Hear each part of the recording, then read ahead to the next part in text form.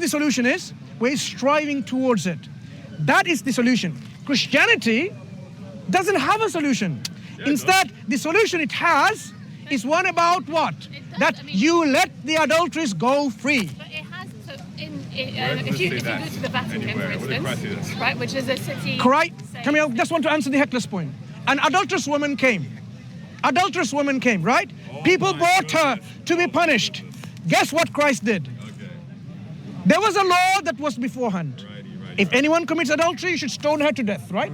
Okay. So what did Christ do? As a judge, as a man appointed on earth to implement God's law, did he implement the law that was given by God earlier? Did he stone her to death? Did he implement the laws of God? Christ came with the law of God. Christ came to say, "Oh our Lord, who are..." Christ came here to free us from Camille, the sin. do you remember? I'm not speaking to him now, I'm speaking to you. Do you remember Lord's Prayer? Your kingdom come, thine will be done. Thine will be done. The will of God to be done. Where? On earth.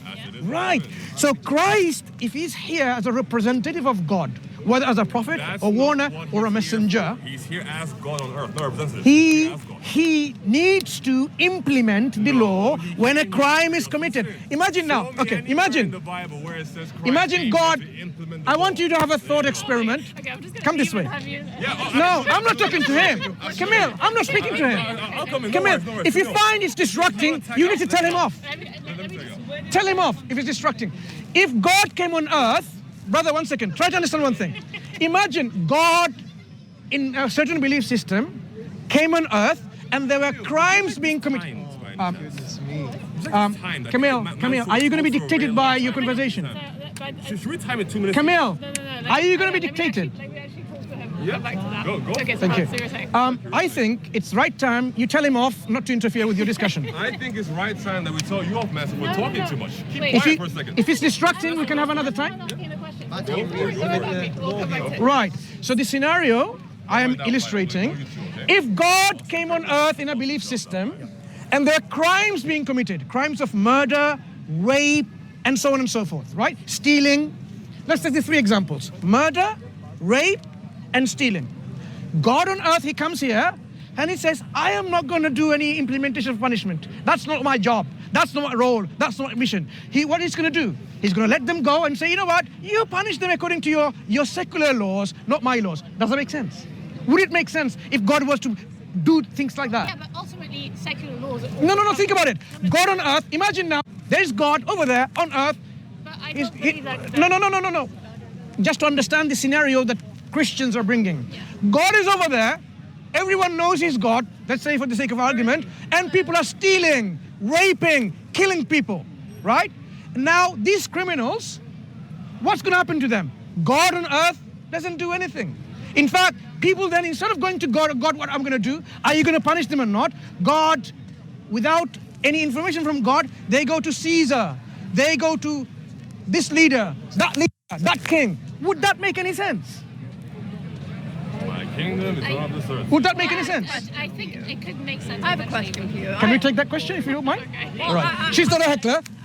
Not on my list. I don't know much about Muhammad, but so Muhammad, if he was on earth and somebody did something, Muhammad would punish them? Not himself.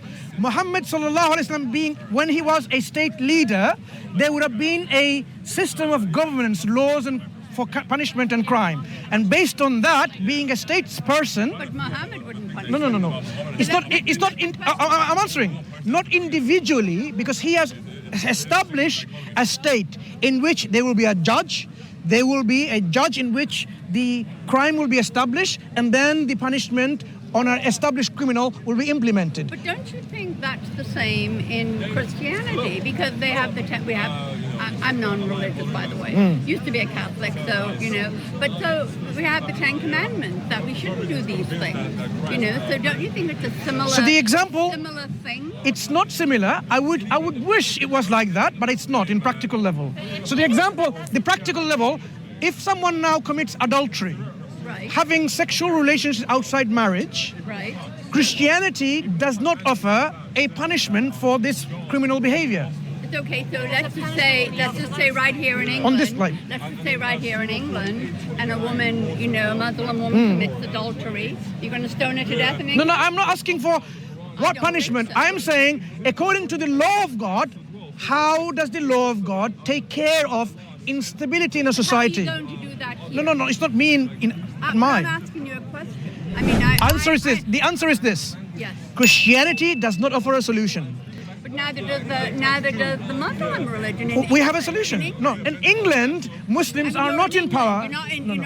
Muslims. I'm truthfully curious. I really am. Muslims are not in power in a legislative sense in England, Right. where they do not implement Islamic law Right. and implement crime and punishment There is system. a little bit of Islamic No, law here. A little not in the legislative body. But This country is not run by Sharia law. Yes. So because of the absence of the Sharia law, Muslims cannot expect the adulteress to be punished in the Islamic way because it's not run by Islamic law. It's a secular country. But if you have a country in which they implement Islamic law, they can implement the punishment to an adulteress.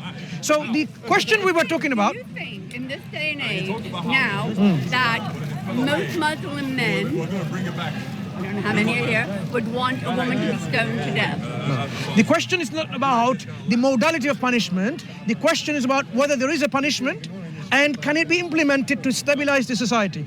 Islam as a holistic, to give you an example, can I, and then I'll come back to Camille. Is it okay?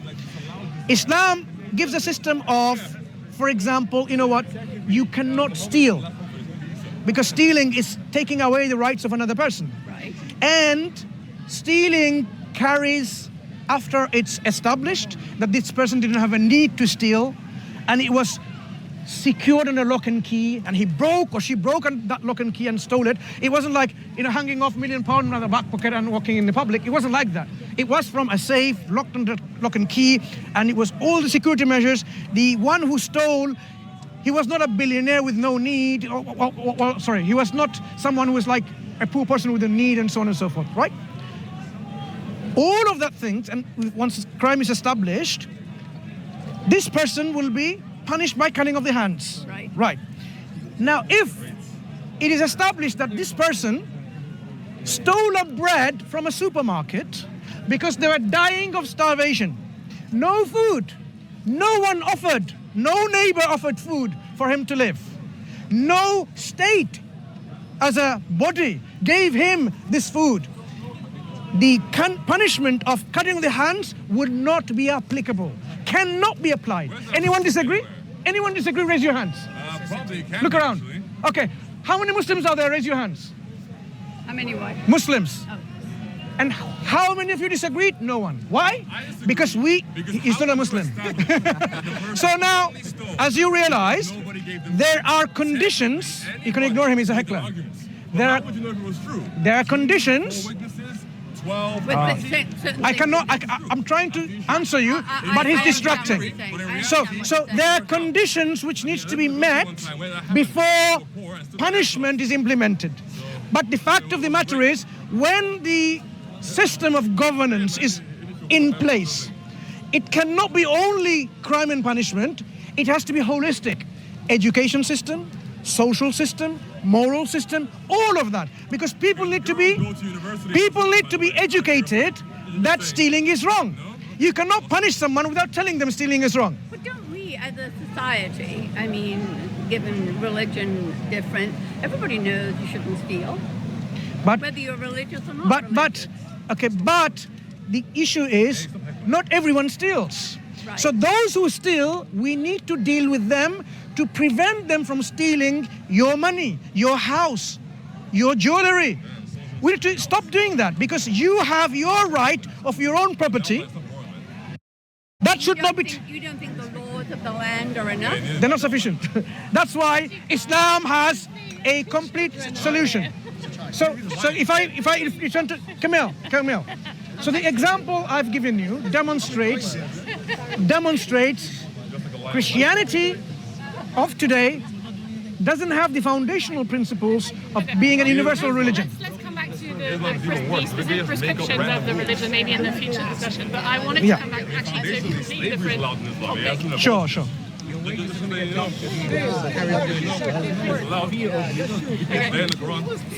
All right.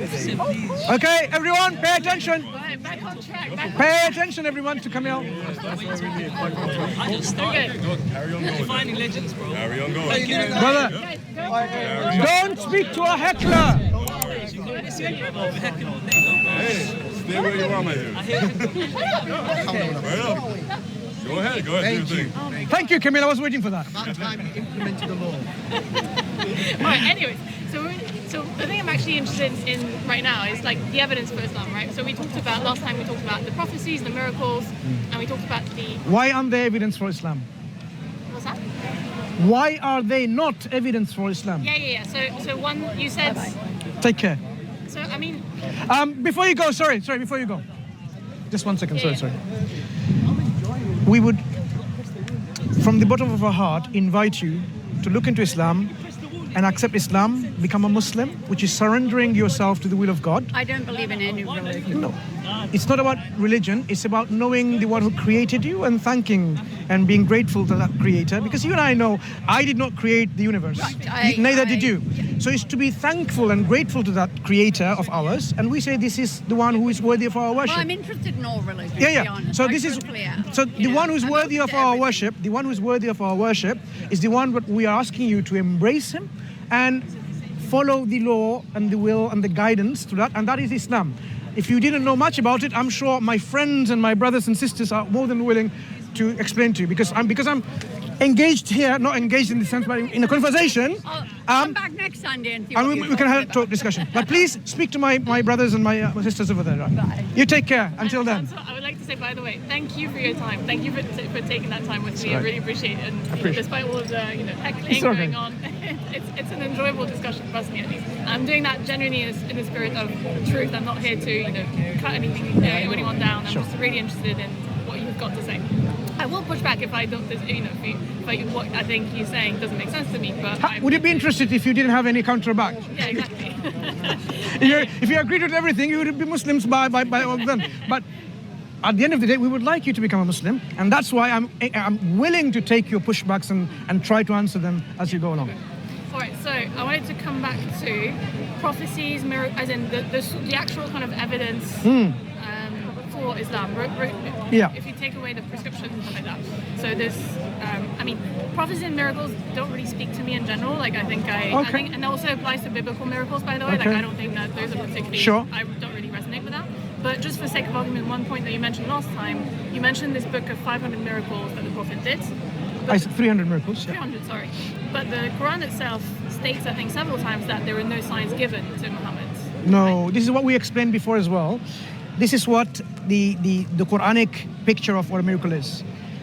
Anytime miracle is sent, people in their habitual nature, they disbelieve in the miracles. So God says, "Ma mana'aka." Nothing has prevented me from sending miracles except the people of the past disbelieve in them.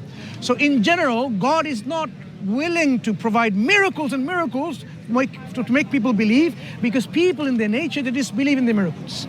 So even when he sends miracles, they keep on disbelieving in it. That's point number one. Point number two, God does not give in to people's demand of miracles. They say, okay, you know what? Give me a mountain of gold, I will believe, for example. He's not going to give in to these kind of miracles because these are silly claims people want to make, even if it was this, because the Quran says, even if there were mountains of gold, stairs going up to heaven, the dead were to speak, they will still not believe. Because belief is not just what they're demanding miracles for as a belief, it's something which is in their heart, the stubbornness and arrogance and pride, and many of their psyche, the ego, that's the problem, not about the evidence. So Quran does not in any way say, oh, Prophet Muhammad was not going to be given any miracles. The Quran says miracles is a matter of time, but it will never be given according to their dictates. And the Quran says that when the miracles are given, the ayat are given, the example I've given you about splitting the moon, وَإِذَا رَأَى, when they see this sign, they say this is a magic, perpetual magic and so on. So miracles were performed by the Prophet. The Quran does not somehow say, no, it didn't. The Quran affirms that was the case. But people's reaction is, it's magic. And the Quran reprimands them. Like, what's there for you not to believe? You see it with your own eyes, and you disbelieve. So these are the people that really we're going to have a good accountability in the hereafter, because seeing something in front of their eyes which it cannot be accounted for as a natural thing that people do, like magic and things like that. Some people learn this trick. When they could see clearly, if you and I were there and the sea parted by the staff of Prophet Musa alayhi salam, Camille, are you going to just say, let me rub my eyes? You know, what am I saying? Am I having some kind of delusions or some narcotic gas? You're not going to see that. You see that on front of your face. This is called Ainul Yaqeen. This is your truth, reality of your own eyes. You saw that in your own eyes.